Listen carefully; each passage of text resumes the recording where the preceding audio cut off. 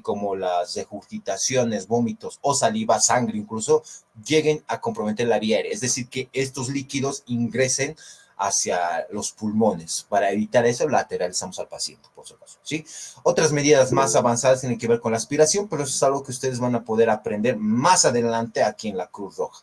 Cómo hacer las técnicas de aspiración, cuando sí, cuando no, y las consideraciones especiales. Aparte, pueden administrar oxígeno a sus pacientes para mejorar la ventilación, para que sus pacientes puedan respirar con mayor tranquilidad y se puedan recuperar más rápido. La posición lateral de seguridad es un punto muy importante.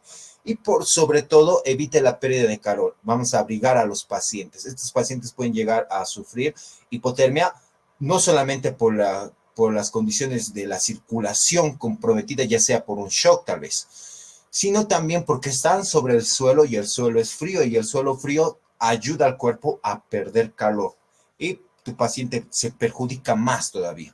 Entonces, con esa intención nosotros vamos a abrigar a nuestros pacientes. Espero que todo lo anterior haya quedado muy claro, porque ahora vamos a entrar a algo que son más específico con respecto a otro tipo de circunstancias que tienen que ver con el frío y con el calor. Pero hasta acá, chicos, chicas, ¿tienen alguna pregunta?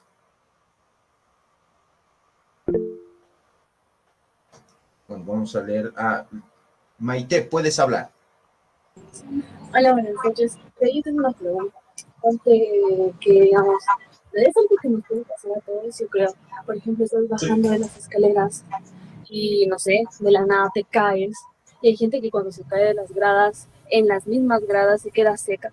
Se da un golpe tan fuerte en la nuca que se queda seca. Primero de la Puede permutación. volver inconsciente o en algunos casos convulsiona. En ese tipo de situación, ¿es correcto? Bueno, no sé, ¿es correcto mover al paciente? Militar. Porque Ya, incluso para hacer un RCP las gradas son muy incómodas y le va a doler. Entonces, esa es mi pregunta. listo. Recuerdo muy bien la exposición que hemos realizado con respecto al trauma de columna vertebral. Los golpes en la cabeza sí pueden producir lesión en la columna vertebral, pero no es seguro. O sea, no es como que se golpeó la cabeza y sí o sí la columna vertebral está comprometida. No. Ustedes tienen que poner en práctica los criterios para memorizar y así se pueden resumir y aliviar mucho tiempo y técnicas también. O sea, tú lo encuentras en el suelo, le haces las preguntas, hay valoras a tu paciente.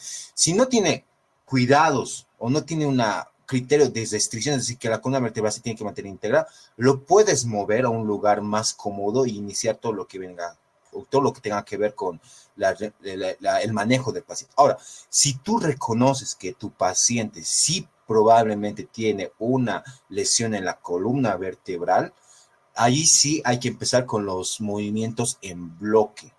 Los movimientos en bloque son las formas en las cuales nosotros, intentando mantener la integridad de la espalda del paciente, lo movilizamos de un punto a otro, ya sea de forma personal, que es muy difícil, como también de forma grupal, que es la más sencilla. Y es algo que vamos a poner en práctica, que ya hemos ido viendo, pero lo vamos a profundizar también con las prácticas siguientes, estos movimientos en bloque específicos en diferentes circunstancias. Las personas normalmente prefieren no mover al paciente, ¿ya? No los mueven. Pero nosotros como ya personas que sabemos de primeros auxilios o personas que ya podríamos avanzar en la atención prehospitalaria, sí tendríamos que reconocer cuándo sí o cuándo no es factible mover al paciente y moverlo. O finalmente hacer los movimientos en bloque, cuidar la integridad de la espalda y realizar el manejo de lo que compromete la vida del paciente. En este caso, tratándose de un trauma de cráneo, lo que se recomienda es la protección de la vía aérea, la administración de oxígeno y el traslado inmediato a un hospital competente para atender los traumas de cráneo, que tenga estudios de tomografía y cirugía en especial, ¿sí? ¿Te ha quedado claro? Sí, gracias. Ya. Si alguien más tiene alguna otra consulta. Tienes una en el chat. Ahí ya, listo, querido César, ahorita lo estoy leyendo. En caso de los bebés, ¿cómo se puede tratar cuando se desmaya sin que tenga fiebre? Ya, primero chicos, los desmayos se pueden provocar por muchas cosas, no siempre por fiebre.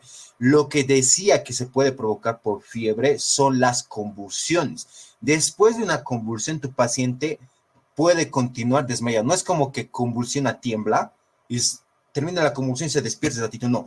A veces un periodo de tiempo más o menos el paciente está inconsciente y se despierta, ¿sí? Se despierta. Ahora, ¿qué es lo que hacemos en el caso de los bebés? En el caso de los bebés, cuando los bebés se desmayan, no hay algo en específico único que se hace en ellos, ¿sí? Se puede hacer lo mismo, lateralizarlo, pero en los bebés, chicos, un desmayo es pues un riesgo de vida, ¿ya? Dado que esto puede comprometer que su bebé esté con deshidratación, que esté con desnutrición, un desmayo puede ser a consecuencia de eso, porque su cuerpo ha perdido energía, es decir, no hay una forma de energía que pueda sustentar la función del cuerpo del paciente. Se ha caído de cabeza o lo han agitado, lo cual puede provocar hemorragias dentro de la cabeza. Entonces, un desmayo en un bebé es un traslado inmediato al hospital. Los bebés son más fáciles de mantener un movimiento en bloque, es decir, cuidar toda la columna vertebral, porque se pueden colocar sobre superficies bastante curiosas para mantener la integridad de la columna vertebral. ¿Sí? ¿Les ha quedado claro eso, querida Rosario?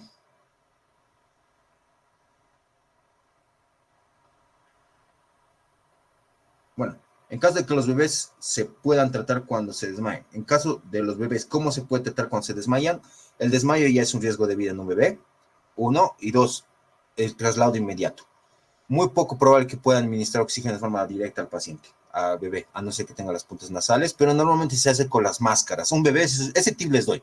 Si tienen alguna vez un bebé, no utilicen las puntas nasales porque las puntas nasales adultas no les llega a los bebés. Utilicen las máscaras que sí son más grandes, pero va a poder respirar eso del bebé, ¿sí? Y siempre controlen lo que vienen siendo los signos vitales como tal. Hay pacientes que no necesitan oxígeno, ¿sí? Pero ahora sí vamos a entrar un poquito en detalle con lo que vienen siendo estos datos que son muy importantes. No son las únicas formas en las cuales tus pacientes pueden expresar alteraciones de la conciencia, pero lo vamos a ver ahora. Vamos a comenzar con lo que viene siendo el tema de lesiones por calor, ¿sí? El calor va a provocar lesiones en nuestros pacientes. Y esas lesiones es lo que yo les voy a compartir a partir de ahora. Primero, lo que pueden experimentar sus pacientitos. Tenemos los calambres musculares asociados con el ejercicio, ¿sí? Signos y síntomas: calambres musculares dolorosos y espasmódicos, comunes en pantorrillas, muslos y abdominales. Cuando usted vaya a una actividad de hípico, de triatlón, de maratón, se va a encontrar con este tipo de circunstancias. Entonces, yo como voluntario, ¿qué voy a empezar a hacer? Primero, vamos a mover al paciente a un lugar fresco y frío. Muy importante, porque aparte de que están en contacto con el calor ambiental, su cuerpo está en calor por la circulación activa. ¿Qué vamos a hacer también? Vamos a hacer descansar al paciente. Algo que les recomiendo, si bien aquí digo descanso, que un paciente que estaba corriendo, les sugiero que no lo hagan sentar de golpe, sino que haga unas ligeras marchitas y cuando su ritmo cardíaco disminuya o vaya disminuyendo, recién hágalo sentar. No lo descansen de golpe porque se les puede llegar a desmayar uno, su paciente, o dos, o se puede desvanecer. ¿Sí? Por eso esto es en complemento a lo que hemos visto anteriormente. ¿Qué podemos dar aparte al paciente? Se administra bebidas con cloruro de sodio. Y si no tenemos eso, pues podemos aprovechar lo que viene siendo un jugo de tomate, ¿ya? Pero en estos casos nos sirve el Gatorade, por ejemplo. A pesar de que digo Gatorade, no estamos promocionando nosotros como Cruz Roja estos productos, chicos, ¿sí? Es por eso que hablo de las bebidas con cloruro de sodio. Transportar en caso de deshidratación, si tu paciente tiene signos y síntomas de deshidratación. Y la deshidratación más grave es la hipotensión, ¿ya? Ese es un dato muy importante. ¿Cómo yo me puedo dar cuenta? Aparte de signos externos, puedo poner en riesgo la vida del paciente si mi paciente está hipotenso. Es algo muy importante. Agotamiento por calor y el golpe de calor. En estos otros casos también voy a evacuar a mi paciente, pero vamos a ver estos casos. Así es más o menos como se ven las contracturas musculares. Había un tiempo videitos que te enseñaban cómo provocarte estas, pero no son ciertos por si acaso, por si quieren monear, ¿ya? Algo muy importante aparte de eso es darle bebidas a sus pacientitos para que se puedan hidratar biencito. ¿Ya?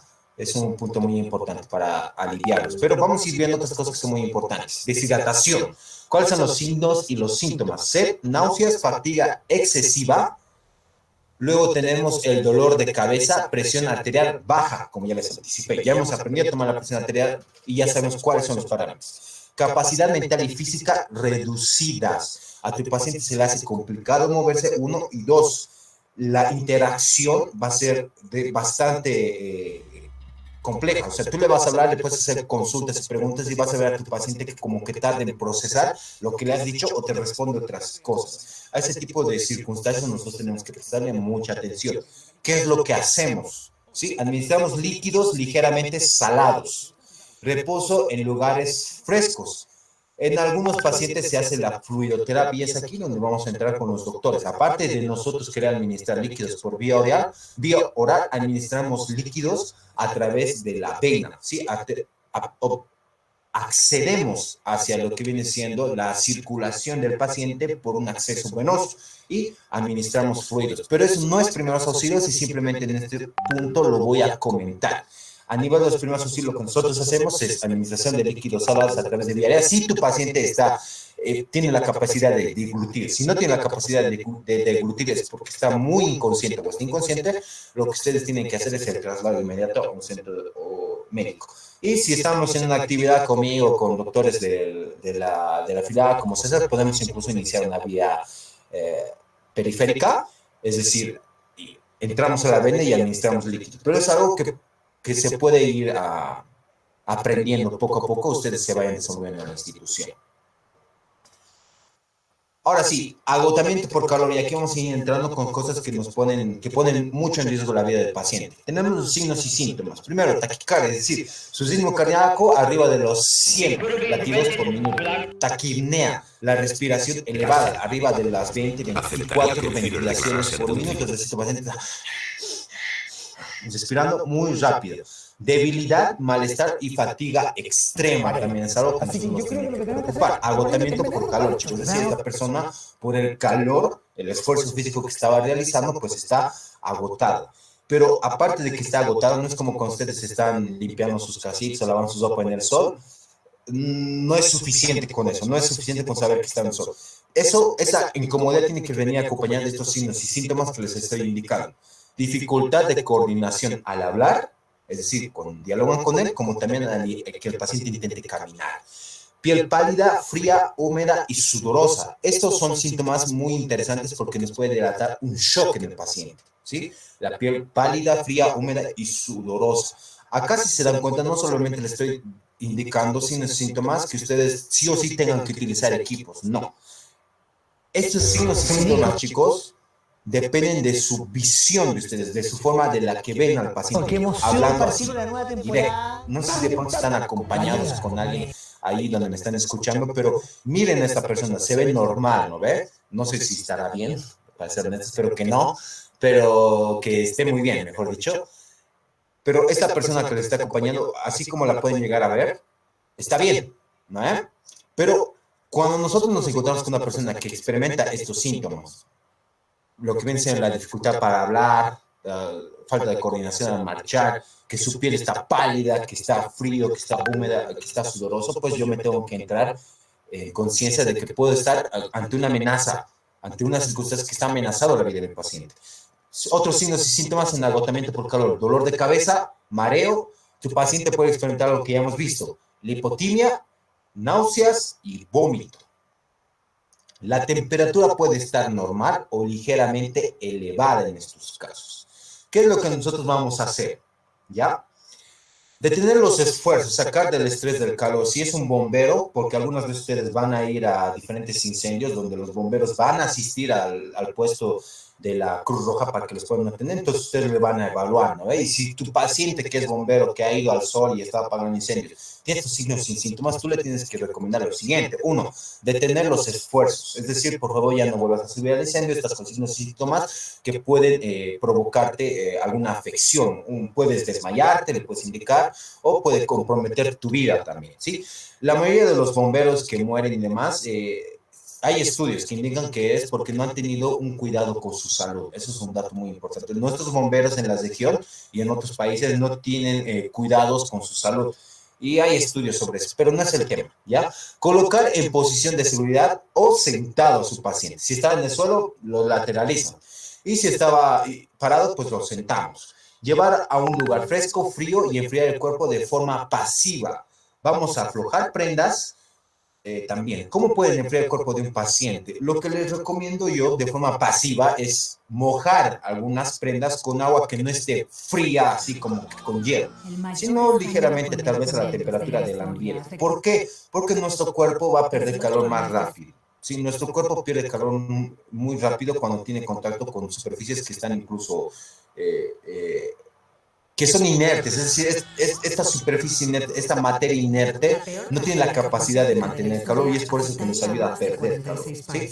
Aflojar prendas también significa descubrir al paciente, chicos, es decir, le pueden llegar a quitar ciertas prendas a su paciente como tal. Llevar a un lugar fresco para que se pueda enfriar el cuerpo del paciente de forma pasiva, como ya les indiqué, y algo que igual nosotros podemos hacer es administrar líquidos deportivos o salados, como los que ya conocen, que son los líquidos deportivos. ¿Sí? Aquí también para nuestros amigos que estamos en el área de la atención prehospitalaria podemos administrar solución salina o origen lactato. Esto a través de la vena. Vamos a entrar a lo que en consecuencia es la forma más grave de lo que viene siendo los golpes por calor. Las lesiones por calor. El golpe de calor. ¿Sí? Esto ya es una circunstancia que pone en riesgo la vida de sus pacientes, chicos y chicas. Signos y síntomas de golpe de calor. Cambios en el estado mental. ¿Qué tipos de cambios vamos a ver? La confusión, conducta irracional o delirios, la pérdida de la conciencia, es decir, tu paciente se desmaya, tu paciente puede convulsionar o entrar en un estado de coma, donde solamente respira y, y tiene pulso. Es por eso que el golpe de calor es un riesgo para la vida, ¿sí? Sus pacientes pueden experimentar escalofríos, pero quiero que presten mucha atención en esto. Esto es por la pérdida de calor, ¿sí? Es todo un festín fisiológico que sucede en el cuerpo. No se dejen engañar, porque claro, tú puedes ver escalofríos y pensar que tu paciente le está haciendo frío y le vas a montar cosas calientes. Les recomiendo que no sea así. Su guía acá en estos casos va a ser tocar al paciente, uno, y dos, también va los dispositivos para tomar la temperatura. Nuestro cuerpo para enfriarse empieza a sudar y para provocar este sudor se producen estos escalofríos, ¿sí? Para que el cuerpo sude y este líquido externo puede ayudar a enfriar nuestro cuerpo. Es por eso que también nos sudamos cuando trotamos. Es la forma más sencilla en la que les puedo explicar que se producen los escalofríos cuando hay mucho calor, ¿ya? Taquicardia. La taquicardia hasta cierto punto es positivo. ¿En qué sentido? De que tu paciente está como que intentando compensarse o manteniéndose. Tiene que ser algo muy catastrófico cuando de esa taquicardia se baja una bradicardia. Para los que no me entienden, si tu paciente tiene un pulso elevado, es algo que tendría que estar sucediendo en un golpe de calor, ¿sí? Y es algo que ustedes pueden ayudar a disminuir. Pero si tu paciente desciende inconsciente a los latidos disminuidos, es decir, el pulso disminuido, tu paciente se está muriendo. Esa es la forma más sencilla en la que les puedo explicar esto. Tu paciente ya tiene un riesgo para la vida. Si después de ese pulso elevado, ahora está experimentando un pulso disminuido, es porque su cuerpo ya perdió la capacidad por mantenerse, ya se ha rendido el cuerpo del paciente. Taquipnea, que son las respiraciones aceleradas y superficiales. Tu paciente va a estar respirando. La presión arterial baja, hipotenso. Dificultad de coordinación al hablar y marchar. Piel caliente, seca o húmeda también. Y la temperatura en estos casos va a estar elevada. ¿Qué es lo que nosotros vamos a hacer, chicos y chicas? Vamos a trasladar de manera inmediata al hospital. En estos casos. Puede ser un atleta, puede ser un bombero, puede ser un voluntario, incluso que ha estado en una actividad donde ha estado en mucho ejercicio, uno o dos, en contacto con el sol, ¿sí? Así que quiero que presten mucha atención. ¿Qué otras cosas podemos hacer? Pues obviamente de manera inmediata vamos a detener el esfuerzo del paciente y sacar del estrés del calor, llevar a un lugar con sombra. Enfriamiento rápido, inmediato por inmersión en agua. En estos casos sí vamos a sumergir al paciente en agua o lo podemos rociar con agua, pero con agua a temperatura ambiente, no es agua fría, fría, fría. Mojar al paciente o volver con cobijas mojadas frías. Acá sí los dispositivos que vienen siendo frazadas, telas, sí pueden ser con agua fría, en estos casos. Porque el agua fría de un equipo no puede llegar a ser tan chocante, en especial cuando nos encontramos con este tipo de pacientes. Otra cosa que podemos hacer es ventilar constantemente al paciente, es decir, ayudar a respirar ya sea con los dispositivos, pero también podemos agarrar equipos como, no sé, una tapa, hacer un tipo de ventilador manual, es decir, así como cuando quieren prender el fuego en su pasilla, utilizan cualquier tabla o cosas para generar un frito o ese soplito, eso también pueden hacer, ¿ya? Aplicar paquetes de hielo, ¿en dónde?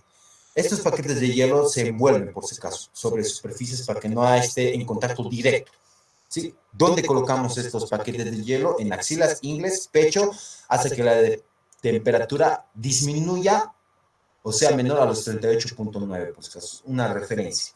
Colocar en posición de seguridad, aflojar o retirar las prendas sujetas, en especial si las personas tienen prendas que son muy adheridas al cuerpo.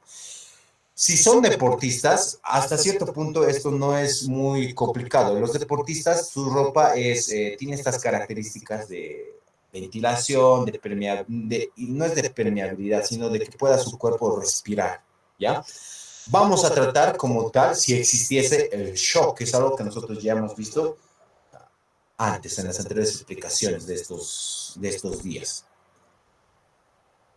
Listo, hasta acá, chicas, ¿tienen alguna pregunta con lo que respecta a lo que en condiciones de calor sus pacientes pueden llegar a experimentar?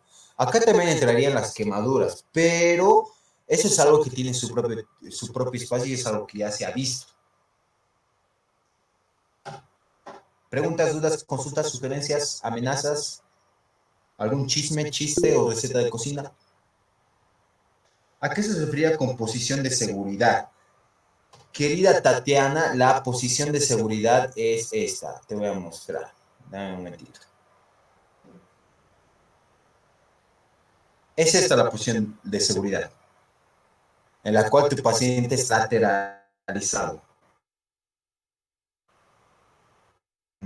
Sí se ve porque hay el seguimiento con otro dispositivo. Y sí veo que se ve. Esa es la posición lateral de seguridad. Y les hemos enseñado ya a hacer la posición lateral de seguridad en los pacientes. Posición de seguridad es esta, ¿sí? O posición lateral de seguridad también. Una disculpita si no se entendí las diferencias más puntuales. Ya. ¿Alguna otra consulta hasta acá, jóvenes y jóvenes? En caso de una fiebre alta, ¿se puede utilizar hielo envuelto al igual que para un golpe de calor? Sí.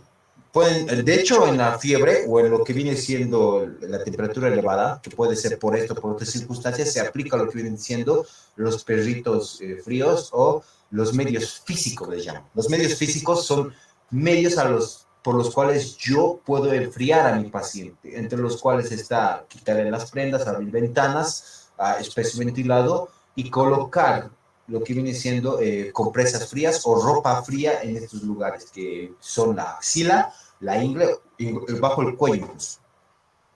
¿Sí? Hay quienes que en caso de desmayo los hacen aspirar alcohol. ¿Es recomendable esto? Ha habido un estudio muy curioso que te trataba de explicar por qué podrías servirte el alcohol, pero eso era antes del desmayo, no era en el desmayo como tal. Entonces, tú lo que estás queriendo hacer cuando tu paciente se desmaya, querer hacer el alcohol, me imagino yo, es buscar despertarlo, es decir, que recupere la conciencia. Pero eso sí ya es algo que nosotros podemos realizar o hacer con un estímulo de presión o con un estímulo de dolor. Depresión y de dolor, ¿cuál es la diferencia? Son lo mismo, por si acaso, ¿ya? El estímulo de dolor también me puede a mí ayudar a recuperar la conciencia del paciente como tal. Pero hacerlo el alcohol no es la mejor opción. De hecho, pueden provocar una vasoconstrucción en la vía aérea si es que dejan entrar el alcohol. Una cosa es el dolor y otra cosa es que se les escape el alcohol. lo que puede perjudicar la ventilación como tal. Si tu paciente está como que queriéndose desvanecer, puedes hacer oler alcohol. Pero ese estudio no es contundente. Por ejemplo, no está en los principales manuales de los cuales nosotros extraemos la información para compartir con ustedes. Lo he revisado en alguno que otro lado y sí son cosas curiosas que a nosotros nos gusta estudiar. Pero a nivel de las recomendaciones como Cruz Roja, sí, a nivel podríamos recomendar en base a lo que estamos revisando, no hay necesidad de hacerlo de alcohol al paciente. ¿Sí? Hay otras cosas que se pueden emplear, como el estímulo doloroso como tal. Y anterior pregunta, Hassan. Ahora sí, si no hay más dudas, vamos a ir ya con los últimos dos temas, que también son muy interesantes. Lesiones por frío. En contraparte a lo que ya hemos visto anteriormente, nosotros vamos a experimentar con otro tipo de paciente, otro tipo de lesiones, pero estos otro tipo de pacientes son pacientes porque están bajo un contexto diferente al calor, están en el frío, ¿sí? Entonces, el frío, el ambiente frío puede llegar a provocar ciertas afecciones y lesiones en el paciente. Y de estas dos vamos a hablar. Primero, lo que viene siendo la hipotermia es un dato muy importante que ustedes tienen que tomar en cuenta. ¿Sí? Esto es un cuadrito extraído de la 10ª edición de PHTLC y pues ahí con fines de mantener los derechos o la cita correspondiente les comparto. Tenemos la hipotermia leve, moderada, severa y profunda y en este cuadrito nos explica de manera gráfica y numérica cuáles son los rangos para poder clasificar a la hipotermia. Por ejemplo, el paciente está abajo de 35, hasta 32 está experimentando una hipotermia leve. Y una hipotermia severa se experimenta a partir de los 28 a 24. Eso no es la temperatura ambiente, chicos. Esa es la temperatura de tu paciente. Es decir, colocas el equipo para tomar la temperatura y te sale o te registra este tipo de datos. Y aquí es cuando yo me puedo llegar a darme cuenta que el paciente no solamente ha sido expuesto a un ambiente frío, sino también de que su temperatura interna está disminuyendo. Nuestro cuerpo, chicos y chicas, tiene la capacidad de mantener la temperatura. Puede hacerlo, pero ante ciertas circunstancias, pues el ambiente le va a ganar y el paciente puede llegar a morir. ¿Sí? Así que vamos a entrar en materia. Primero, tenemos la deshidratación por frío. Ira, ¿qué cosa me estás hablando? ¿Me estás diciendo que un paciente se puede deshidratar en el frío? Sí, señores, se puede un paciente deshidratar en el frío.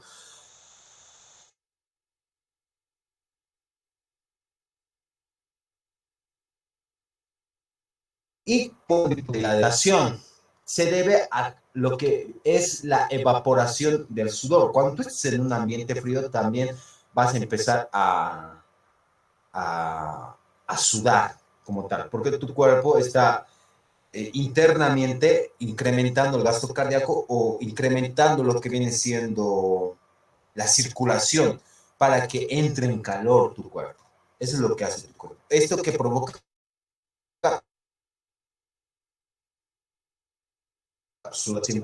va a provocar que tu cuerpo se enfríe más rápido. Aparte de nosotros eliminar líquido a través de nuestros poros por toda nuestra piel, también perdemos líquido a través de la respiración, ¿sí? Nosotros, si pueden hacer experimento ahorita en la pantalla de sus celulares, van a notar que empañan el vídeo de su celular, un espejo que tengan ahí. Ese es un líquido que ustedes pierden cuando están respirando. Ahora, imagínense un paciente que está en contacto bastante tiempo con el frío, pues se empieza a deshidratar. Y en especial si no ha tomado o no ha consumido lo que viene siendo líquidos. Aparte de eso, en algo que vamos a estar todos muy de acuerdo es que nos dan muchas ganas, en palabras vulgares, de orinar, de mear cuando estamos en mucho frío. Eso en palabras médicas significa una diuresis, hacer la micción para los que estamos en el bando, ¿no? Pero esto puede provocar, ¿sí? Tu paciente va a tener excesivas ganas de orinar por el frío, ¿ya? ¿Qué vamos a hacer entonces? Vamos a administrar en ese tipo de circunstancias, tu paciente no está inconsciente, líquidos, ¿sí? Líquidos mientras trabaja. Eso es un dato muy importante sobre lo que corresponde a la deshidratación por frío. Y los líquidos sí pueden ser calientes, por si acaso. ¿Sí? Incluso para ayudar a mantener el calor en el cuerpo, para que el cuerpo no haga. Un dato muy importante en el frío, chicos. Nuestro cuerpo tiene la capacidad de mantener la temperatura en rangos vitales. Entonces hace ciertos esfuerzos, pero nosotros podemos colaborar a nuestro cuerpo para que estos esfuerzos sean disminuidos. ¿Como qué esfuerzos? ¿A qué esfuerzos me refiero? Consumir bebidas calientes o abrigarnos muy bien también. Espero que me hayan entendido todo lo anterior. ¿Sí? Ahora sí, vamos a entrar con cosas un poquito más graves. Lesiones por frío, no congelada. Acá el cuerpo del paciente va a estar expuesto a mucho frío y por ende se van a provocar lesiones. Estas lesiones no significa que el cuerpo del paciente está congelado, no. Pero ¿cuáles son los signos y síntomas? La inflamación. Por el frío se produce algo que se llama vasoconstricción, es decir, todos los capilares por donde debería circular la sangre, estos túbulos, se encogen, es decir, se cierran. Y esto puede llegar a que el líquido que normalmente tendría que estar circulando se llega a almacenar en diferentes lugares del cuerpo. Y a esto se le conoce como edema, ¿ya? Aparte de edema en diferentes partes del cuerpo, como las manos y en los pies, podemos experimentar piel fría, pálida o blanca. Extremidades adormecidas. Eso es algo que estoy seguro que alguna vez han experimentado. En bastante frío, como sus manitos se empiezan a adormecer y nosotros empezamos a flotar, ¿no? Las superficies del cuerpo. Un dato también muy importante es que no va a haber pulso, ¿sí? El paciente va a estar sin pulso, ya sea a nivel de lo que son las extremidades. No digo sin pulso no vivo. O sea, no hay pulso en las extremidades, como las manos y los pies, ¿sí? Espero que haya quedado claro eso. Ahora, ¿cuál es el tratamiento entonces? Retirar del lugar o de la actividad fría que su paciente está realizando. Dos, evitar utilizar las extremidades como tal. Es decir, acá muy coherentemente podemos utilizar alguna que otra técnica de transporte que es un spoiler de algo que ya vamos a ver. Transporte. Hay una forma de evacuar a alguien sin que esta persona utilice sus pies. Hay formas, chicos. Y les vamos a enseñar. No retirar calcetines o zapatos de forma agresiva. Calentar antes de retirar de forma suave. ¿Sí? Ese es un dato muy importante. Esto es porque si bien tú puedes suponer que el cuerpo de tu paciente no está congelado, puedes llegar a provocar lesión si está congelado, ¿ya?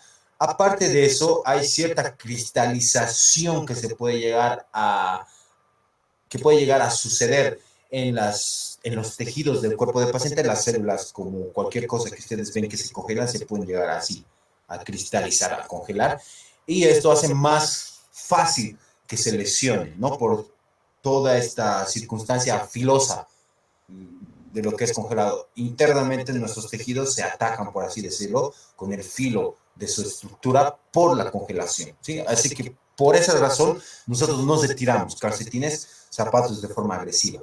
Calentamiento pasivo. El calentamiento pasivo es la forma en la cual yo caliento a mi paciente, ya sea con compresas o pesitos calientes, así como se llaman estos recipientes, donde se coloca líquidos calientes para colocar sobre el cuerpo como tal.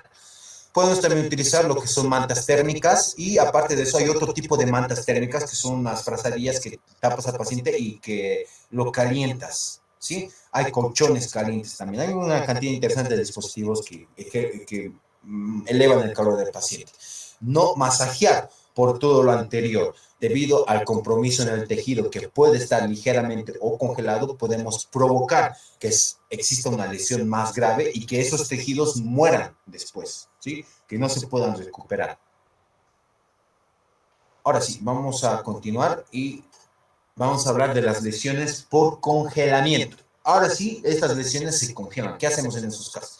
En el anterior, lo único que se ha recomendado, si es que hay algunos superficies del cuerpo del paciente que están con este entumecimiento, con esta dificultad para mover, con este hormigueo, pues hacemos lo que viene siendo calentar de manera pasiva y suave, sacando los equipos ligeramente y no frotar. En las lesiones por congelamiento, acá ya las extremidades de su paciente van a estar congeladas. ¿Cuáles son los signos y síntomas? Piel fría, pálida, blanca o decolorada, como pueden ver en la imagen. Extremidad adormecida o entumecida. Hipotermia. Ya les he enseñado a través del principio de cuáles son las hipotermias. ¿Sí? Abajo de 35. Abajo de 35 y es considerado hipotermia, chicos. Sin pulso, dificultad al movimiento, sin dolor en casos considerados. Si el paciente en la extremidad no tiene pulso, no puede mover, no le duele, por si acaso en algunos casos. Ese es un dato muy curioso. Eso es por la construcción y el congelamiento de las estructuras. Es decir, sus estructuras están inoperativas porque están congeladas. Tratamiento. ¿Vamos a hacer qué? Vamos a retirar al paciente del lugar, de la actividad fría que estás realizando. Colocar la extremidad sobre superficies calientes. ¿Qué superficies calientes anatómicas conocemos? Tenemos la ingle y las axilas sobre, es decir, sus manitas congeladas las puedes colocar a nivel de las axilas o a nivel de la ingle. Estas zonas del cuerpo tienen calor y son muy calientes, ¿sí? Y es por eso que son buenos lugares para ya empezar a descongelar de forma pasiva. Se puede también colocar sobre otras superficies que tengan un calor ligero, que no sea muy caliente la situación, ¿sí? No es agua hirviendo, no es meter al paciente su mano sobre agua hirviendo para nada, ¿ya? Evalúe el estado de conciencia y las lesiones que ponen en riesgo la vida del paciente, por si acaso. Esto tiene que ver con la vía aérea o la hipotermia como tal. Cubrir con vendaje no adherible, buliminoso, es decir, estas heridas nosotros no vamos a vendar con fuerza, ¿sí? Las lesiones por frío, las lesiones congeladas, no vendamos con fuerza, chicos. Pueden hacer vendajes así muy superficiales. Vamos a tratar la hipotermia, vamos a evitar utilizar esa extremidad del paciente, no retirar calcetines. En esos casos ya no se retira, chicos, hasta que no se haya provocado este calentamiento suave y ligero. El calentamiento pasivo se puede hacer sobre superficies que generen calor, como ya les expliqué, perritos calientes como tal. Los perritos calientes, una vez más, por si no me entendí, son recipientes donde se coloca el líquido caliente y este líquido caliente acompaña o se coloca sobre o debajo de una extremidad que está fría, ¿sí? No frotar ni masajear. Vamos a hacer el traslado inmediato al paciente y también podemos durante el traslado colocar al paciente con baños de agua caliente que no sea mayor, y aquí quiero que me entiendan. ¿Cómo tiene que estar? ¿A qué temperatura tendría que estar los baños de agua caliente en su paciente? De 37 grados a 39. Esa es la temperatura en específico, ¿sí? Para provocar lo que viene siendo un descongelamiento pasivo. Vamos a considerar analgesia, es decir, si tú eres doctor o doctora, y aparte, si tú eres profesional en la salud y tienes conocimiento de cómo reducir el dolor en el paciente, pues lo pueden utilizar. La analgesia, chicos, no es solamente utilizar medicamentos, hay muchas formas de provocar la analgesia en los pacientes, ¿sí? Ya vamos a ir con el último tema. Quiero que me tengan mucha paciencia, por favor. Ahora sí, características de la hipotermia. Esto es un dato muy importante porque las anteriores lesiones pueden llegar a ustedes a provocar que su paciente puedan comprometer sus extremidades, pero el paciente no puede no morir, ¿ya? Pero cuando la vida del paciente corre riesgo es en la hipotermia. La hipotermia es la asesina silenciosa de la cual nosotros nos tenemos que cuidar y cuidar al paciente. Vamos a empezar entonces y quiero que me presten mucha atención. Hipotermia leve, ¿ya? 35 a 32 grados centígrados. ¿Cuáles van a ser los signos y síntomas que tu paciente puede tener en estos casos? Escalofríos, vasoconstricción, es decir, no hay pulso, ¿sí? No hay pulso. La respiración va a estar elevada. El paciente no va a poder o no va a tener intenciones de interactuar, va a estar inactivo. Vamos a entrar con estos otros términos que son un poquito bastante curiosos, lo podríamos decir. ¿Qué es la disartria? Y como tal, ¿qué es la ataxia? La disartría es la debilidad en los músculos, chicos, ¿sí? No hay donde perdernos, simplemente el paciente no se... Alguna vez han de vivir a alguien que está experimentando mucho frío, pues tiene esa dificultad, ¿no? Para moverse o como que está de flojera. Esa es la debilidad de los músculos. Y la ataxia va a ser una descoordinación, sí, que se puede experimentar. El paciente va a tener dificultad para moverse como tal. ¿Ya?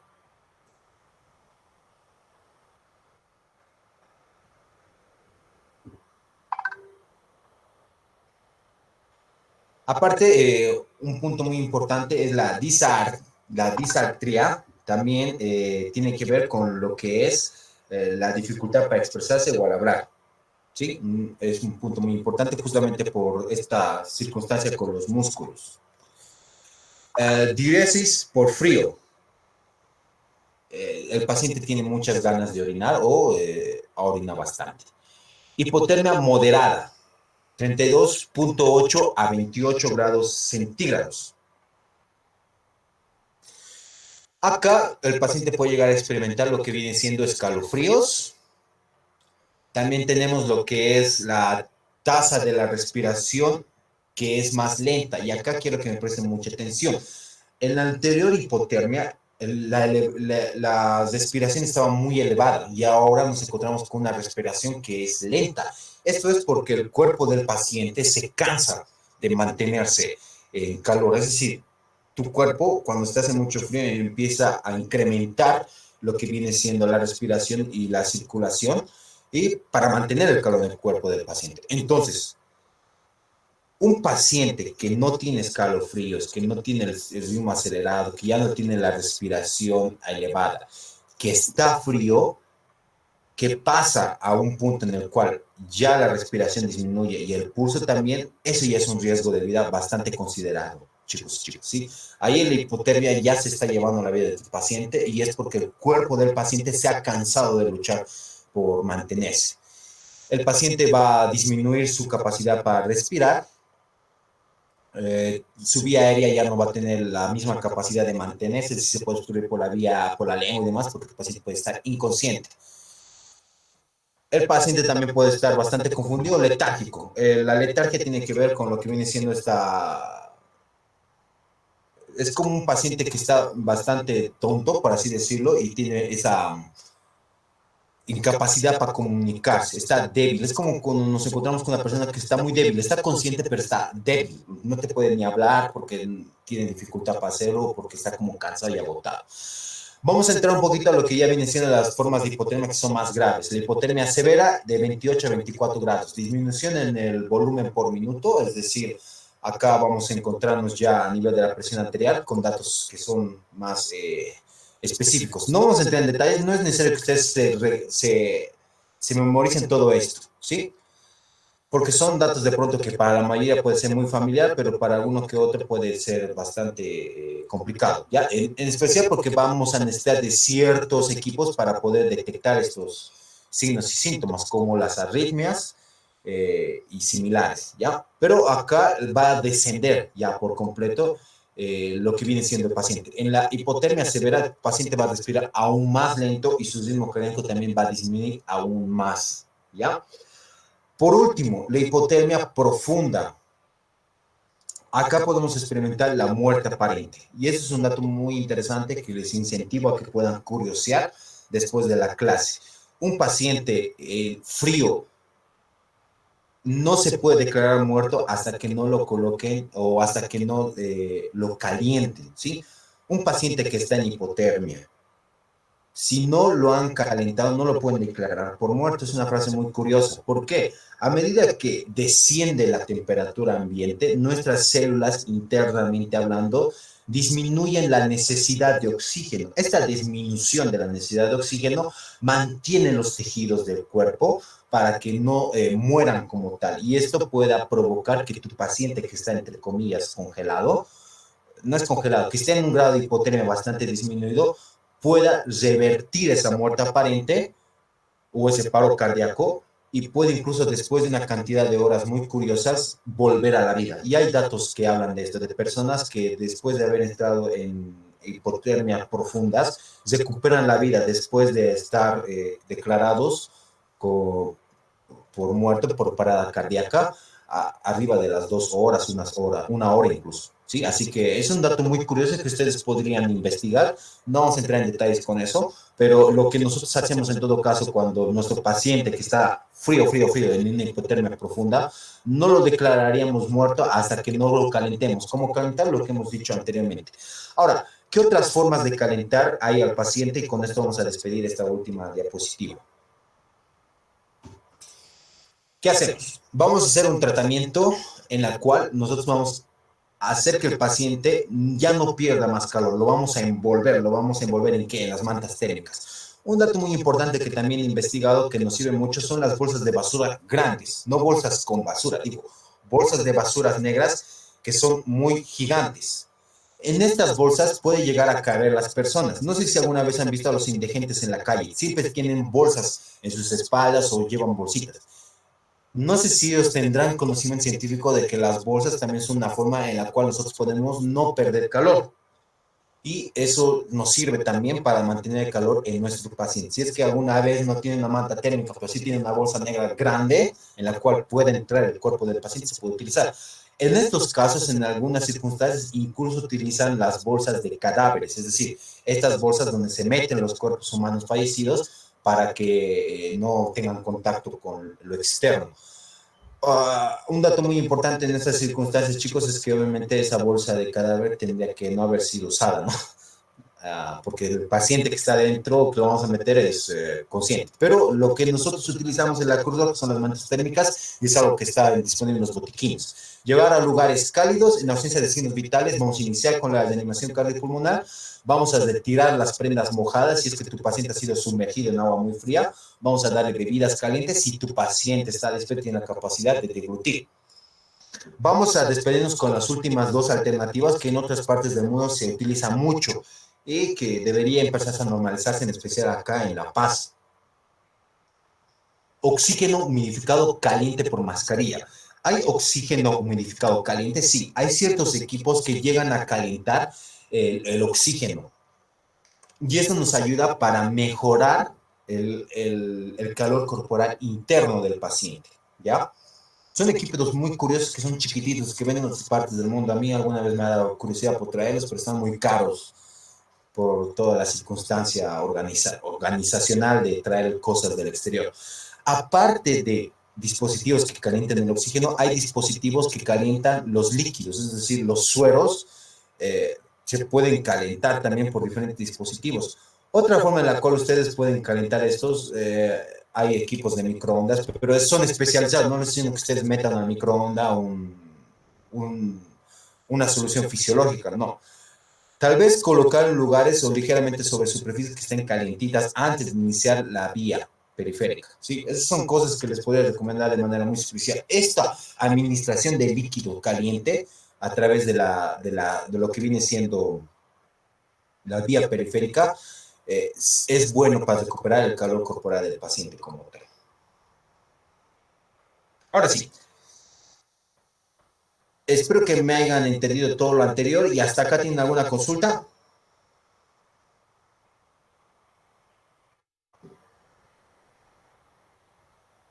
Voy a ver los mensajitos, si es que están dejando mensajitos. Sí hay mensajitos. No, son nombres. ¿Periódico o cartón igual sirven? Claro. Como hemos hablado de los indigentes, no estoy al tanto de si el periódico o el cartón me puede servir para mantener el calor del paciente. No hay una verdad científica tras esto, pero sí estoy seguro de que sí se puede utilizar las bolsas de basura que sean negras. Las bolsas de basuras negras no es porque sean de basura y que sean negras, no, es porque como son herméticas e impermeables, es decir, son dispositivos que evitan que el calor se salga hacia el ambiente. Por eso nos sirve, al igual que la manta térmica. Pero en todo caso, la manta térmica es la mejor opción. Les he colocado esta figura de dos gatitos bien pegaditos porque algo muy curioso, otra forma de recuperar el calor corporal es piel con piel. ¿A qué me estoy refiriendo, chicos? Hay muchas referencias en las películas, hay referencias en muchas partes de que un cuerpo desnudo con otro cuerpo desnudo pueden provocar que incremente el calor corporal de estas circunstancias. Son cosas que tendrían que considerar de sí o no hacer en circunstancias muy curiosas, pero podrían emplearlas. Una experiencia que alguna vez a voluntarios antiguos me han compartido a mí es que en una actividad de carnaval, donde era un día frío, una señorita que le había mojado mucho y con agua fría ha provocado eso que esté en hipotermia. Como los voluntarios no sabían qué hacer exactamente, esta señorita estaba acompañada con su pareja o algo así, ¿ya?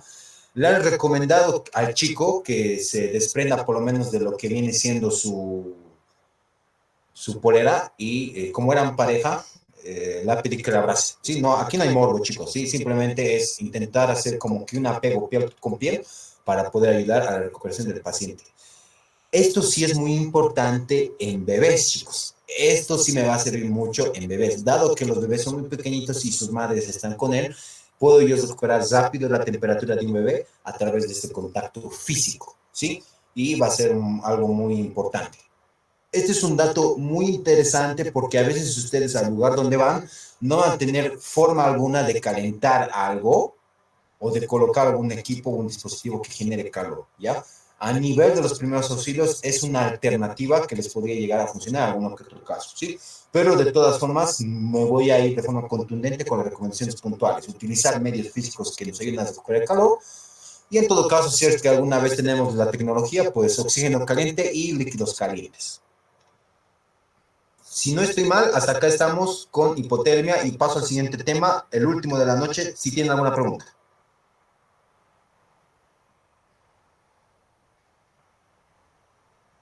Listo, me parece que no. Vamos a entrar ahora sí con el último tema, mal de altura. Creo que hay una manita levantada, sí o no, son pulgarcitos. Ya, muchas gracias por los pulgarcitos, chicos. Ahora sí, vamos a entrar con el mal de altura. En el mal de altura nosotros vamos a experimentar tres tipos de afecciones, por así decirlo. Tres tipos de circunstancias que se pueden llegar a experimentar el paciente. Tenemos el mal agudo de montaña.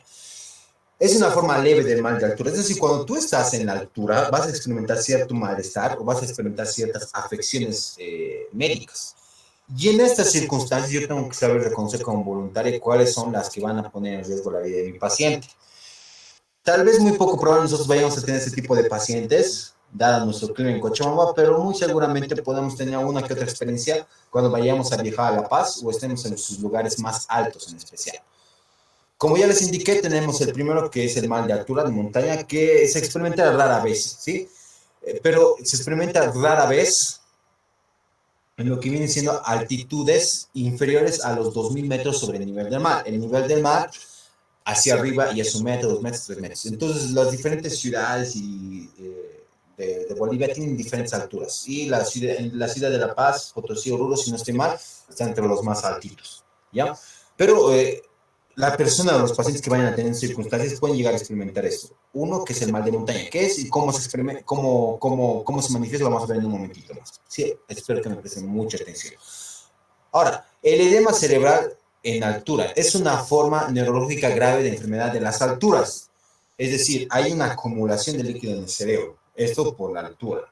Esto tiene una tasa de incidencia que es menor al 1%, como pueden ver en la imagen. Incluso es menor al 0,5%. Para ser más específico, estamos a un 0,01% en la población general en las altitudes que son arriba de los 2.500 metros sobre el nivel de mar. Pero a medida que las personas van subiendo en los niveles del mar, se va a incrementar en un 1 o 2%, ¿ya? Y se va a incrementar aún más si van subiendo también incluso más, ¿ya? Pero de estos dos, el tercero es el que puede llegar a provocar la muerte de mi paciente como tal, si es que no se evacúa a un hospital. El edema pulmonar en gran altitud, ¿sí? Es poco común en lo que viene siendo en las operaciones por altitud, pero es la que realmente puede llegar a matar a nuestros pacientes como tal. ¿Cuáles son los signos y síntomas? Eso lo vamos a ver en un momentito más, pero esas son las tres que a mí me tendrían que interesar. Tengo un mal de altura, un edema cerebral y un edema pulmonar. En un momentito más les indico cómo se manifiesta y qué es lo que podríamos hacer. Pero para eso necesito que hablemos un poquito de lo que viene siendo, para entender un poquito este tema, de la hipoxia hipovárica. La hipoxia hipovárica es un fenómeno que se define como el descenso del aporte del oxígeno, ¿sí?, a los tejidos debido a una caída en la presión parcial de este gas causada por la exposición a una atmósfera de bajas presiones a medida que nosotros vamos subiendo, ¿ya? Pero en términos un poquito más sencillos, ¿qué es como tal la hipoxia hipovárica? Es la disminución de disponibilidad de oxígeno por la altura. Pero el oxígeno disminuye, no. Lo que disminuye es otra circunstancia. El oxígeno se va a mantener el 21%, que está en todo lado, ahí en su cuarto y en otros lugares, ¿ya? ¿Qué es lo que va a disminuir? La presión parcial del oxígeno. ¿Esto qué provoca? Una dificultad para respirar en la altura. No sé si han escuchado comentarios con referencia al partido de Bolivia y Colombia. Había comentarios como que decían que los colombianos han tenido que jugar 2 partidos, ¿sí? Eso se debe a que como existe esta altura, el cuerpo del paciente va a tener una necesidad de respirar más por esta presión, ¿sí? Y como tal puede provocar ciertos signos y síntomas o ciertas afecciones, que es lo que lo vamos a explicar en un momentito más. ¿Ya? Ocurre esta dificultad para respirar en la altura. Entonces, esto va a ir incrementando en grados a diferentes altitudes.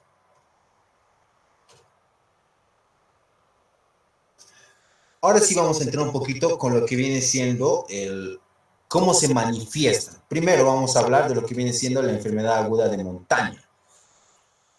Los signos y síntomas, chicos. Dolor de cabeza, náuseas, mareo, fatiga en las primeras 12 horas. Es decir, tú estás arriba de los 500 a 1000 metros sobre el nivel del mar, puedes llegar a experimentar estos signos y síntomas. ¿Qué es lo que nosotros podríamos llegar a hacer? ¿Ya? Algo que me estoy confundiendo. Algo que se hace es llevar a los pacientes a lugares menos altos. Es decir, si de pronto estabas en La Paz, pues le llegarás a los lugares en La Paz que estén menos altos como tal, ¿sí? Aquí tienen la recomendación de 500 a 1000 metros sobre el nivel del mar, ¿ya? Esos son los lugares donde podríamos de pronto bajar. Pero, ¿cuál es la recomendación más importante en la mayoría de estos casos? Es el oxígeno. O sea, nosotros vamos a darle oxígeno al paciente para mejorar ese esfuerzo que tenía por respirar. Cuando nosotros le damos oxígeno al paciente, incrementamos el oxígeno que él percibe del ambiente y esto disminuye el esfuerzo del cuerpo. Esa es una forma en la cual yo ayudo a mi paciente que pueda llegar a tener una enfermedad aguda de montaña. ¿Sí? No voy a entrar en asuntos de prevención porque son aumentarle más circunstancias a la diapositiva. Quiero que nos vayamos a lo que es más importante, saber reconocer y saber más o menos qué hacer. Ahora sí, nos vamos a lo que viene siendo el moderado, es decir, lo que les expliqué anteriormente es una enfermedad aguda de montaña ligera. El moderado. En el moderado va a haber un dolor de cabeza moderado o severo, náuseas marcadas, emesis, que es vómito. La emesis es cuando el paciente vomita. Apetito disminuido, mareo, insomnio, retención de líquidos por aproximadamente más o 12 horas. Este es algo que de pronto ustedes han experimentado cuando han ido a La Paz. Yo soy paseño, chicos. Y cuando he ido a La Paz, me ha costado la última vez que he ido hace 2 años o hace un año como tal, ¿sí? He experimentado el mal de montaña, dado que a pesar de que yo soy paseño, he vivido mucho tiempo aquí en Cochabamba y pues cuando llegué a La Paz me desplomé. Y pues, ¿qué es lo que nosotros podemos hacer para ayudar a los pacientitos como tal? Algo que se hace es intentar no ir a los lugares altos de golpe, sino ir elevando la altura para que nuestro cuerpo se vaya acostumbrando. Nuestro cuerpo en la altura se puede acostumbrar. A pesar de que yo estoy hablando de mal de altura, ustedes de pronto dirán, entonces los de La Paz viven enfermos todo el tiempo. No, el cuerpo se adapta y es algo que vamos a ver en un momentito más. Pero entonces, ¿qué hago si mi paciente tiene un mal de altura a nivel de lo que viene siendo la enfermedad aguda de montaña moderado? Lo que yo voy a hacer es bajarlo, descenderlo al paciente. Ahí así voy a considerar bajarlo de donde sea que esté hacia más abajo, es decir, de pronto está en el alto, pues lo vamos a bajar hacia Nuestra Señorita de la Paz. Es un ejemplo, ¿sí? se puede llegar a administrar dexametasona. Es algo que lo voy a dejar para los compañeros que vienen siendo a nivel de lo que es los médicos. Está la dexametasona, la acetazolamida, y también tenemos lo que es algo que podemos hacer nosotros como voluntarios mortales, vamos a decir, el oxígeno. Es algo que nosotros nos puede ayudar a mantener a nuestro paciente antes de llevarlo a un hospital, ¿sí? Vamos a entrar con los más graves, ¿sí? Tenemos el edema cerebral. Se puede llegar a experimentar lo que viene siendo el mal de altura, o sea, todos estos síntomas anteriores que les he indicado, el dolor de cabeza, el dolor severo, las náuseas, por aproximadamente más de 24 horas o igual a 24 horas. Y ahí vamos a tener los síntomas que ya les expliqué anteriormente, por ejemplo, la ataxia. También podemos llegar a ver que el paciente está con un grado de conciencia bastante confundido, conductas visadas, que sería lo más importante, ¿ya? Algo que tienen que tener muy en cuenta es que aquí también se hace monitorización de los pacientes, por esas razones que se los lleva a un hospital para que les puedan llegar a hacer o monitorear con diferentes equipos, como los electrocardiogramas, por ejemplo, ¿sí? Pero eso es algo que lo vamos a dejar para los expertos. ¿Qué es lo que nosotros como mortales podemos llegar a hacer? Aparte de que también aquí se recomienda utilizar medicamentos. El oxígeno va a incrementar. Si anteriormente le dábamos de 1 a 2, acá vamos a considerar de darle de 2 a 4 litros de oxígeno por minuto en lo que nosotros estamos preparando al paciente como tal para poderlo evacuar, ¿sí? En estos casos ya se recomienda que ustedes lleven a un paciente hacia un hospital para que le hagan una mejor atención, para que le administren oxígeno por una cantidad interesante de tiempo y también para que le puedan administrar medicamentos que le va a ayudar al paciente a sobrellevar toda esta impresión fisiológica o de cómo funciona su cuerpo de otra forma en altura. Por último, vamos a entrar con lo que viene siendo el edema pulmonar, disnea en reposo. En el edema pulmonar se va a llegar a acumular líquidos en los pulmones. No sé si logran ver en esta imagen de acá, en los alvéolos. Cuando hay líquidos en los alvéolos, queridos muchachos, esto va a disminuir la capacidad para oxigenar o para que el cuerpo se pueda oxigenar bien. Es decir, los alvéolos colapsan, donde se produce ese intercambio, colapsa por el líquido que existe en estos. Es por eso que los pacientes pueden llegar a fallecer.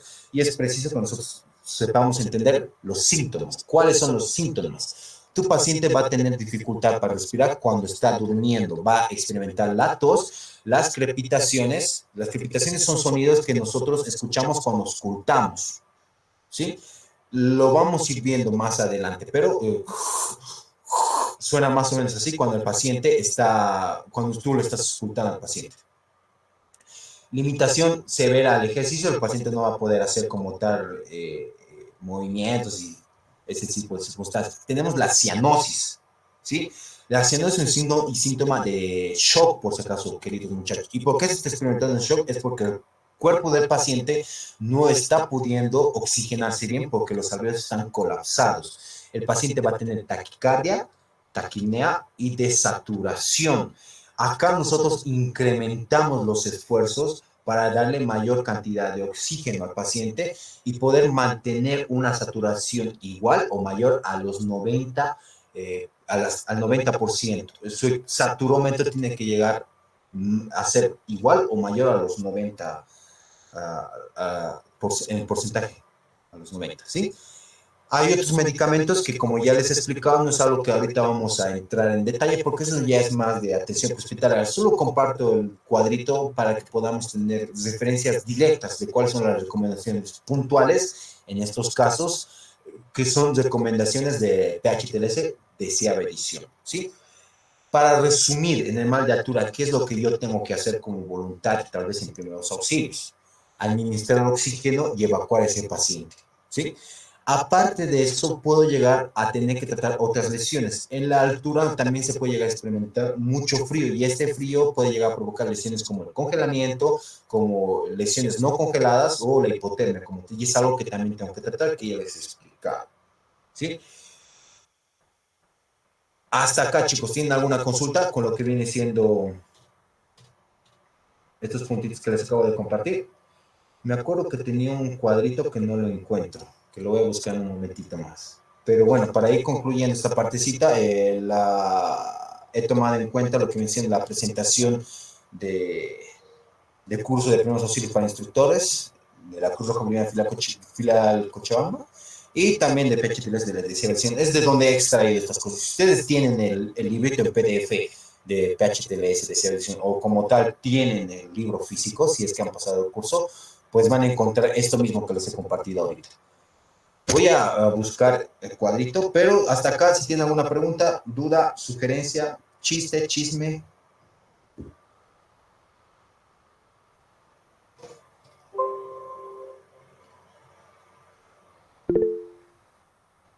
Bueno, tengo una manito levantada, ¿puedes hablar, Patrick? Sí, buenas noches. Una pregunta. Recuerdo que cuando yo hice una caminata a una altura también elevada, bueno, las personas que fueron con nosotros nos recomendaron tomar alcohol o fumar. No sé si eso sirva de algo.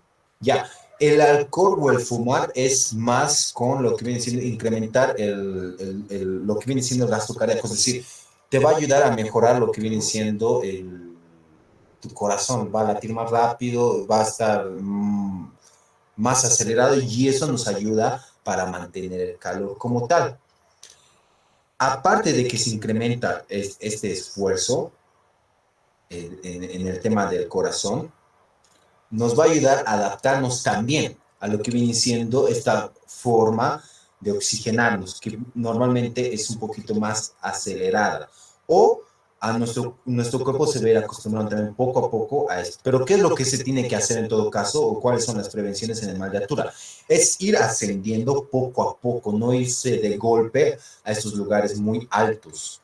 Y el tema del alcohol tiene que ver con la circulación y la circulación está conectada con la oxigenación y con la ventilación como tal. Entonces, esas recomendaciones son fisiológicas, nosotros todos sabemos que cuando tomamos, cuando fumamos, incrementa. No son recomendaciones que nosotros daríamos como institución, hablando de circunstancias médicas, ¿no? Te estoy explicando por qué sucede eso. El fumar desatura más, no es bueno. Exacto, justamente a eso me iba. En que como tal la oxigenación no se va a hacer de manera uh, coherente con el cuerpo porque estás fumando, o sea, estás provocando una vasoconstrucción también interna. Así que yo te explicaría más o menos de que tiene intenciones de no enfriar el cuerpo del paciente más que de ayudarlo con el mal de altura. El mal de altura normalmente se va a utilizar lo que viene siendo oxígeno o ascendiendo poco a poco, no de forma directa. Gracias. Tenía una imagen que no la encuentro. Denme un momentito, por favor, que no sé qué pasó con ella. Pero si es que alguien más tiene alguna otra altura.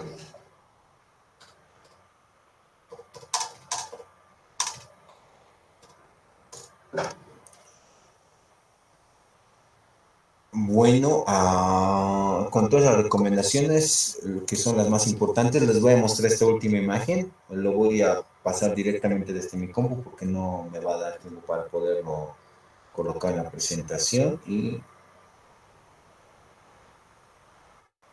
aquí la tenemos. Les voy a mostrar esta imagen, que más o menos es una imagen que tiene o está orientada en...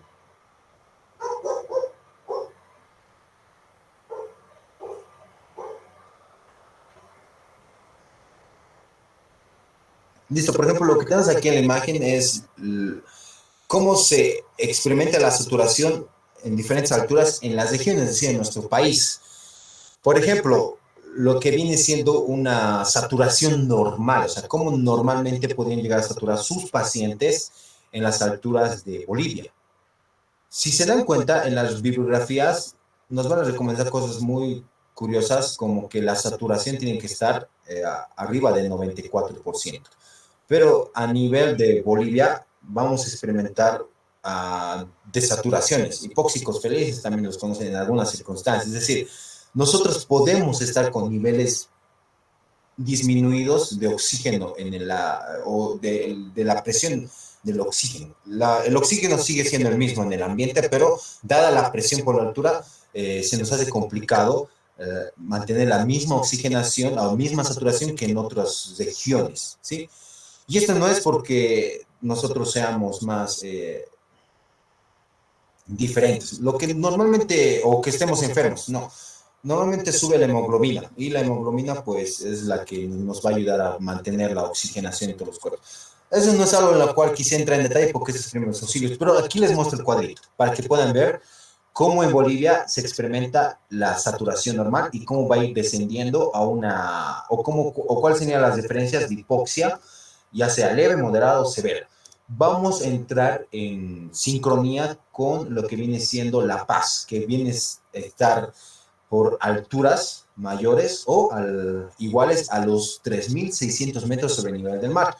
Los ciudadanos de La Paz van a tener una saturación normal de 86 a 90. Ahí está el cuadrito, ¿sí? Pero ya va a ser una hipoxia leve en 82 o 85. Pero hipoxia leve en otras regiones ya es cuando está a 91 o a 94%, ¿sí? Es un dato muy importante que quiero que lo tomen en cuenta, que nosotros en Bolivia estamos a una altura bastante curiosa, lo cual puede o llega a modificar. Eso es más que todo en la región de Cochabamba, Chuquisaca y Tarija, pero de manera más contundente en La Paz, Oruro y Potosí. Son más ligeritos en Santa Cruz, Benipan. Están muy familiarizados con los datos que son regulares, ¿sí? Pero ahí les dejo la tablita de referencia. Si no hay más preguntas, chicos, vamos a entrar ya con las últimas recomendaciones. Ah, bueno, en ese caso, entendiendo que no hay más consultas y que no hay más dudas, esas han sido las explicaciones puntuales en alteraciones de la conciencia, en lo que vienen siendo lesiones o afecciones a nivel del calor, del frío y de la altura. Son las recomendaciones más importantes en los primeros auxilios y son los temas de hoy día. No tengo nada más que decir, eso sería todo por ahora. Bueno, Manu, gracias por la participación, gracias chicos igual por prestar atención a la clase. Como recomendaciones importantes, ya saben, el domingo va a haber solo un día de práctica, entonces el grupo del sábado va a tener disciplina el domingo, vamos a generar dos horarios. Va a ser una clase importante porque vamos a ver el tema de traslado de pacientes, así que tienen que estar con mucha fuerza, la verdad, porque van a aprender algunas cosas importantes. Y pues, bueno, si no hay nada más que decir, estén pendientes al grupo, por favor, para los temas de los horarios. Organícense para este domingo. Sé que es un poco tedioso, es un domingo que a veces lo damos para la casa, pero pues hay que hacer ese esfuerzo, ¿ok? El video se va a subir a continuación al canal y pues también las diapositivas. Vayan estudiando, por favor. Ya me va a acabar el mes y pues bueno, como spoiler les doy de que la primera semana de noviembre ya estaremos acabando el módulo, así que vayan estudiando. Listo, descansen chicos. Chao, chao.